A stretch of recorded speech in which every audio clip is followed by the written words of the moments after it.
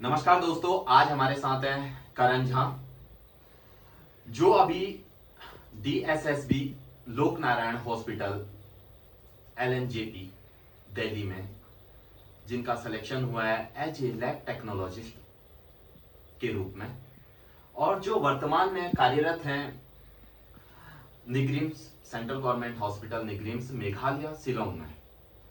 तो आज हम उनसे बातचीत करेंगे और जो हमें बताएंगे कि उन्होंने कैसे इस सफर की शुरुआत करी, कैसे इस मुकाम पर पहुंचे, उनके जीवन में क्या क्या कठिनाइयां आई और उनने इस क्षेत्र में आगे बढ़ने के लिए कितनी मेहनत करी। तो उनका स्वागत करते हैं और उन्हें बुलाते हैं करण झा, जो DSSB लोक नारायण हॉस्पिटल न्यू दिल्ली में उनका सिलेक्शन हुआ है। तो नमस्कार करण झा। नमस्कार जी। बहुत बहुत बधाई हो आपको। धन्यवाद। और आपका अपना महत्वपूर्ण समय हमें देने के लिए हम आपका दिल से शुक्रिया अदा करते हैं। नमस्कार जी, आपने मुझे मेरे विचार साझा करने का मौका दिया, इसके लिए मैं आपका बहुत बहुत शुक्रगुजार हूँ। धन्यवाद। बहुत बहुत आभार। तो करण जी, मेरा आपसे, आप यहाँ पे आए, आपने समय दिया हमें, हम बहुत आभार व्यक्त कर रहे हैं आपका। साथियों के द्वारा जो लैब टेक्नीशियन है उनके द्वारा कुछ क्वेश्चन आए हुए हैं मुझे पर्सनल, तो मैं एक एक करके आपसे साझा करूंगा, तो आप अपना एक्सपीरियंस बताइएगा उसमें। बिल्कुल। तो पहला क्वेश्चन ये है कि आपकी शुरुआत कैसे हुई इस फील्ड में? इस फील्ड में सबसे पहले मुझे इस फील्ड के बारे में कुछ आइडिया नहीं था कि कैसे क्या होता है इस फील्ड में, कौन सा कोर्स है, कहाँ से होता है, क्या स्कोप है, कोई आइडिया नहीं था। सबसे पहले मैंने 10th करी।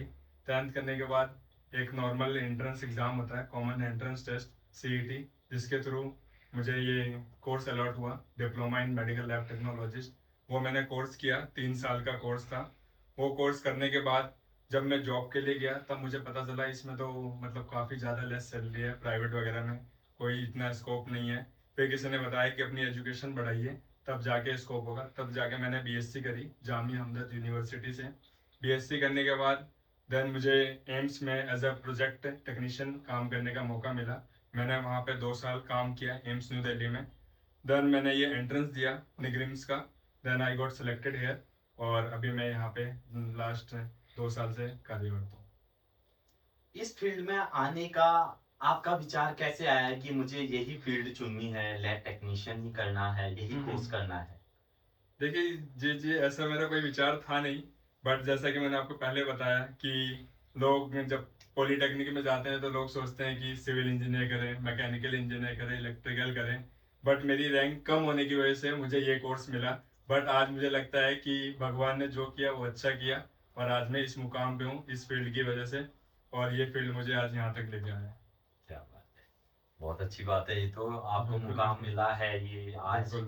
तो ये है तीसरा क्वेश्चन, आज इस मुकाम में आने में आपने क्या क्या मेहनत करी, कैसे कैसे आपने ये चीजें हासिल करी? तो ये हमारे एक क्वेश्चन है, थर्ड क्वेश्चन हमारा आपके लिए। जब हमने डिप्लोमा किया तब पता चला कि हमारे कोर्स में 12th नेसेसरी है, 12th विद साइंस करना जरूरी है। जब 12th कर ली देन पता चला कि BSc नेसेसरी है। जब BSc कर ली तब पता चला कि एक्सपीरियंस मस्ट है। फिर सबसे पहले मैंने एक्सपीरियंस गेन किया एम्स में एज अ प्रोजेक्ट टेक्नीशियन काम करके।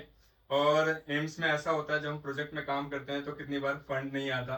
तो लास्ट 16 महीने से मेरी सैलरी नहीं आई थी एम्स में, तब भी मैंने प्रोजेक्ट में काम किया, क्योंकि ये बहुत स्ट्रगल था। उसी दौरान सारे एग्ज़ाम कंडक्ट हुए CRE के, जिपमर के, और मैंने किसी तरह, मेरे फैमिली वालों ने मुझे सपोर्ट किया और मैंने बड़ी मुश्किल से मैनेज किया, और अभी मैं यहाँ पे कार्यरत हूँ।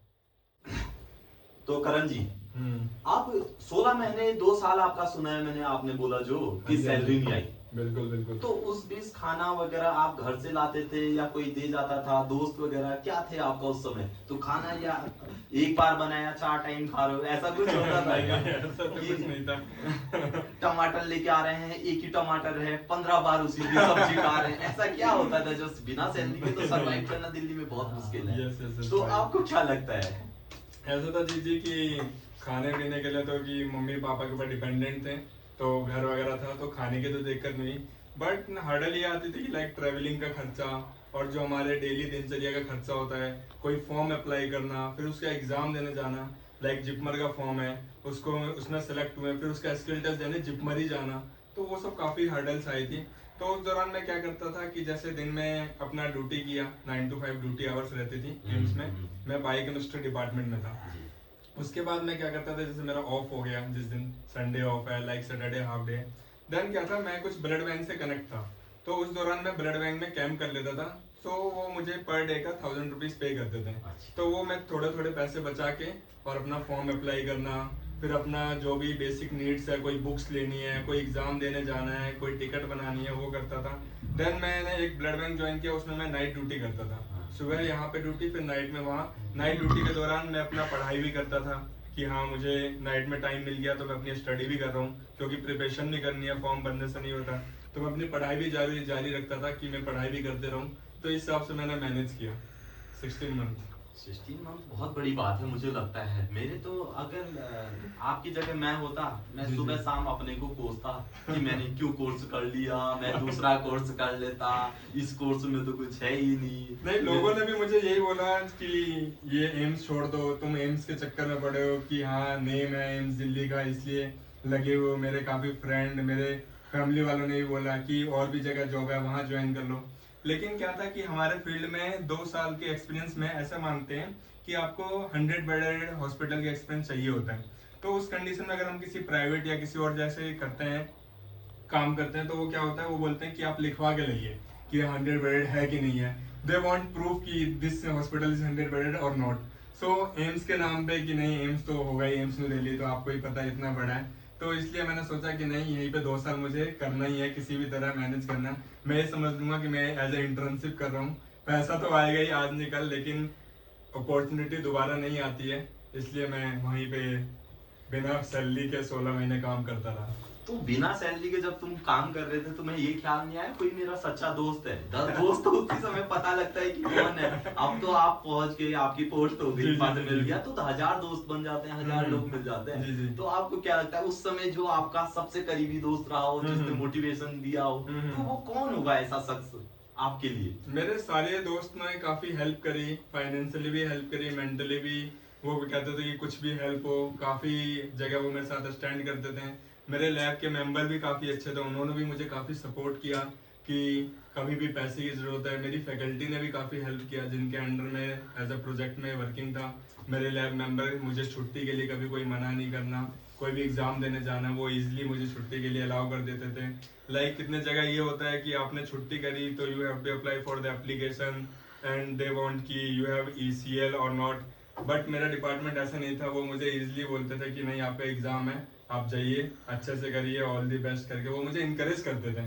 तो इसलिए मुझे डिपार्टमेंट इतना अच्छा लगा, लोग इतने अच्छे मिले थे। इसलिए एम्स में ये चीज था कि बिना 16 महीने की क्या होता है कि जो फैमिलियर होता है डिपार्टमेंट और एटमोसफेयर अच्छा होता है ना, तो आपको अगर वर्किंग एनवायरनमेंट अच्छा है ना, तो आपको जरूरी नहीं है कि पैसा ही सब कुछ है। क्यों एक टाइम को एक्सपीरियंस और ये सब दोबारा अपॉर्चुनिटी नहीं आती। और एटमोसफेयर इतना अच्छा था इसलिए मैंने एम्स छोड़ा नहीं, काफी अच्छे डिपार्टमेंट के लोग थे। तो जब आपका सिलेक्शन हुआ यहाँ पे निगरिम्स में, या उससे पहले कहाँ पे बताया था आपने? उससे पहले मैं एम्स न्यू दिल्ली में as a project technician working था। उससे पहले जिपमर था कहीं? उससे पहले जिपमर में। हाँ। यस। तो आपने जिपमर ज्वाइन नहीं करा? नहीं। आपने निगरिम्स सेलेक्ट किया, निगरिम्स में आए। तो जो पहली बार आपका सिलेक्शन हुआ, उस समय क्या रिएक्शन था तुम्हारा? क्या मिल गया मुझे? समय तो ऐसा था कि लाइक पहले तो जॉब, ऐसा होता है कि पहले तो जॉब चाहिए चाहिए, जॉब चाहिए चाहिए। जब जॉब मिल गया तब ऐसा था कि सेंट्रल चाहिए, अब सेंट्रल ही मिल गया। अब डीएसएसबी के लिए मैंने इसलिए प्रिपरेशन करी क्योंकि बाहर आके पता चला कि काफी सारी दिक्कतें हैं, रहने की, खाने की, लैंग्वेज बैरियर, और काफी दूर है ये, इधर कोई कनेक्टिविटी वगैरह नहीं है। लेकिन फिर भी इन सबको छोड़ के ऐसा था कि नहीं सेंट्रल गवर्नमेंट जॉब है तो जाना है, चाहे वो कहीं भी हो।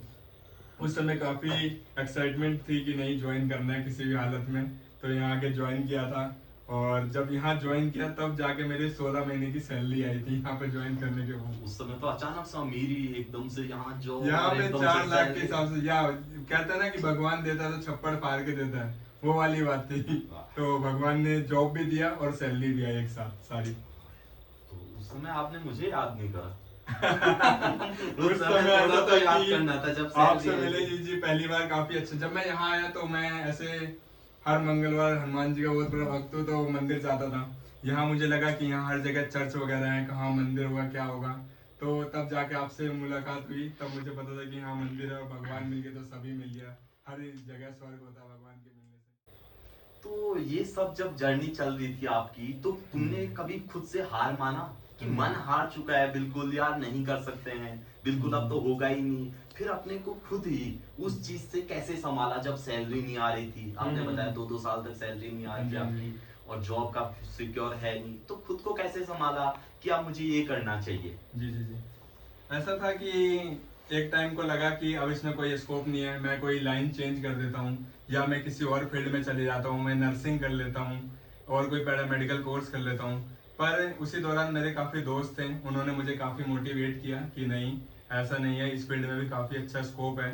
वो अभी पीजीआई चंडीगढ़, दिल्ली एम्स में वर्किंग है, तो उन्होंने बताया कि ऐसा नहीं है, फर्स्टली अपना एक्सपीरियंस गेन कर, उसके बाद काफ़ी सारी अपॉर्चुनिटी खुलेगी, तो आगे आप आराम से फॉर्म अप्लाई कर सकते हैं। तो यही सब मोटिवेशनल की वजह से मैंने इस फील्ड को क्विट नहीं किया और मैं इसी में कंटिन्यूसली कंसिस्टेंसी बनाए रखा। ओह, क्या बात है। तो ये मेडिकल लैब की कहानी है। आज आप इस फील्ड में क्या क्या स्कोप देखते हो कि मेडिकल लैब टेक्नोलॉजी करें, तो उसके बाद क्या क्या अवसर मिलते हैं आपको, और शुरुआत कहाँ से करनी चाहिए कि हम ये चीजें करें तो हमें इसमें बहुत ज्यादा स्कोप होगा? मेडिकल लैब टेक्नोलॉजीज पहले, लाइक कोविड से पहले इतना इस फील्ड के बारे में कोई नहीं जानता था, पर जैसे ही कोविड आया उस दौरान काफ़ी ज़्यादा मेडिकल लैब टेक्नोलॉजीज की हाइप बढ़ गई कि नहीं, ये कोर्स में without testing you can't diagnose any report, और doctor without diagnosis you doctor can't treatment anything. So कुछ भी आप बेसिक ट्रीटमेंट या बेसिक कुछ भी डिजीज होता है तो सबसे पहले ब्लड टेस्ट नेसेसरी है।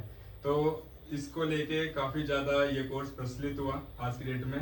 आज की डेट में एम्स बिलासपुर, एम्स भुवनेश्वर, पीजीआई चंडीगढ़, काफ़ी ज़्यादा इंस्टीट्यूट में ये कोर्स ऑफर किए जा रहे हैं, काफ़ी ज़्यादा सीट निकल रही है।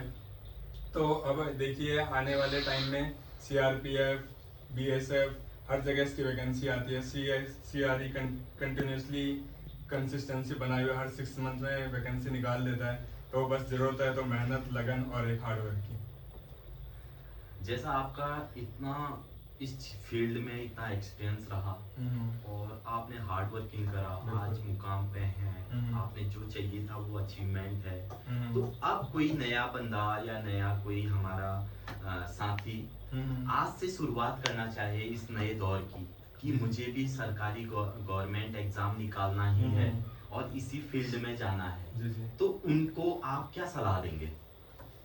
जो भी मेरे भाई या बहन ये कोर्स की तैयारी कर रहे हैं, जो कोर्स में हैं या जो हॉस्पिटल में, प्राइवेट हॉस्पिटल में वर्किंग है, या जो भी कोर्स कर चुके हैं और जो प्रिपरेशन कर रहे हैं, उन्हें मैं यही बोलूँगा कि डोंट गिव अप, इसमें काफ़ी अच्छी अपॉर्चुनिटी है। आप बस अपनी प्रिपरेशन पे लगे रहें। काफ़ी सारे यूट्यूब चैनल्स हैं, काफ़ी सारे टेलीग्राम चैनल हैं, वहाँ से अपनी क्विज करें, प्रैक्टिस करें, वैकेंसियाँ आती रहेगी।